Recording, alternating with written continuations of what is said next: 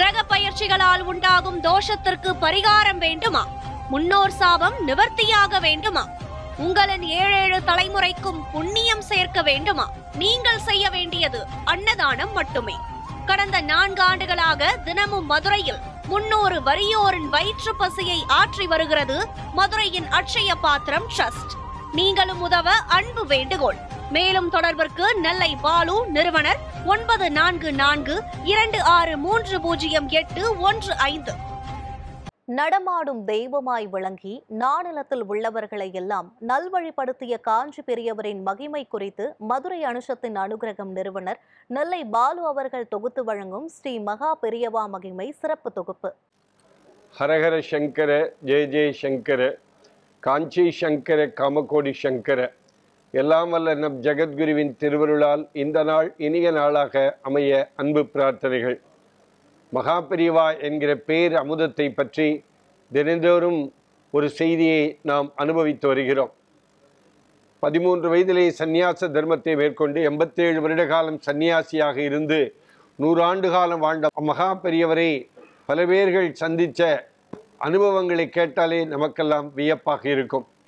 அவர் பார்க்காத துறையே கிடையாது என்கிற விதமாக எல்லாம் அறிந்த ஒரு அற்புதமான மகானாக மகா பெரியவா அன்றைக்கல்ல இன்றைக்கும் விளங்கி கொண்டிருக்கிறார். ஒரு முறை மடத்துக்கு ஒரு அன்பர் வருகிறவர்கள் அத்தனை பேரும் அதில் 100% துக்கத்தோடே வருவார்கள். மகா பெரியவாரிடத்தில் வந்து துக்கத்துக்கு பரிகாரம் தேட வேண்டும் என்று பல பேர்கள் வருவார்கள்.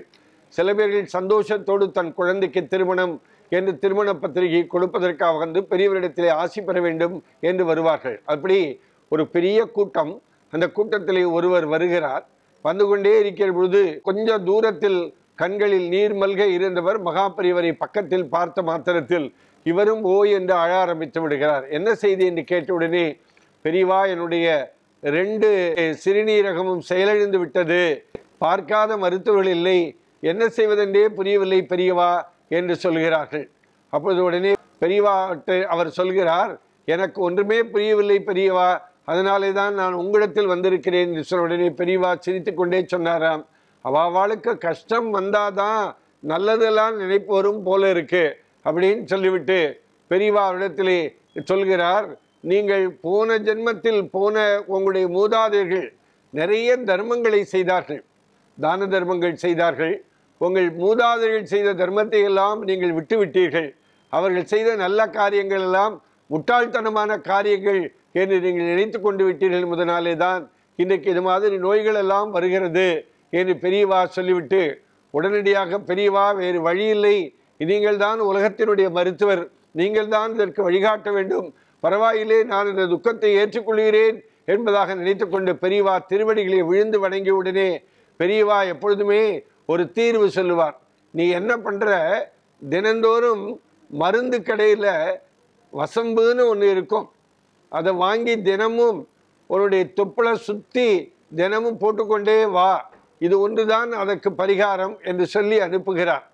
உடனே வந்தவர் அங்கே கிளம்பி போய் பெரியவாளை நமஸ்கரித்து விட்டு போன பிற்பாடு தன் வீட்டிற்கு போய் தினந்தோறும் இந்த வசம்பை நல்ல சந்தன கட்டி இருக்கிறது அல்லவா, அதை உரைக்கிற இடத்துல உரைத்து அதில் தினந்தோறும் தொப்பளை சுற்றி போடுகிறார்.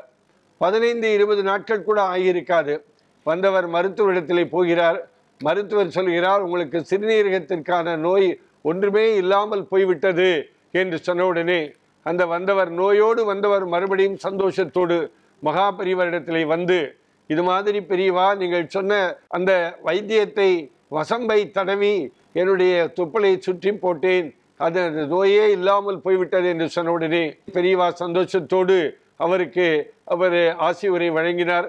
நான் இனிமே என்னுடைய மூதாதையர்கள் தினந்தோறும் பல பேருக்கு அன்னதானம் வழங்கினார்கள், அந்த செயலை நான் மறுபடியும் செய்வேன் பெரியவா என்கிற உத்தரவாதத்தை பெரியவாடத்திலே சொன்னார்கள். இது பெரியவா அது சொன்னது வசம்பு வைத்தியமா அல்லது சம்பு வைத்தியமா என்று தெரியவில்லை. சம்பு என்றால் சர்வேஸ்வரன், அந்த சம்பு வைத்தியமா வசம்பு வைத்தியமா என்கிற விதமாக ஒரு சர்வேஸ்வர வைத்தியமாகத்தான் இதை எடுத்துக்கொள்ள முடியும். ஹரஹர சங்கர, ஜெய ஜெய சங்கர, காஞ்சி சங்கர, காமகோடி சங்கர. எல்லாம் வல்ல நம் ஜெகத்குருவின் திருவருளால் இந்த நாள் இனிய நாளாக அமைய அன்பு பிரார்த்தனைகள். ராம் ராம். ஓம் ஸ்ரீ மகா பெரிவா திருவடிகளே சரணம்.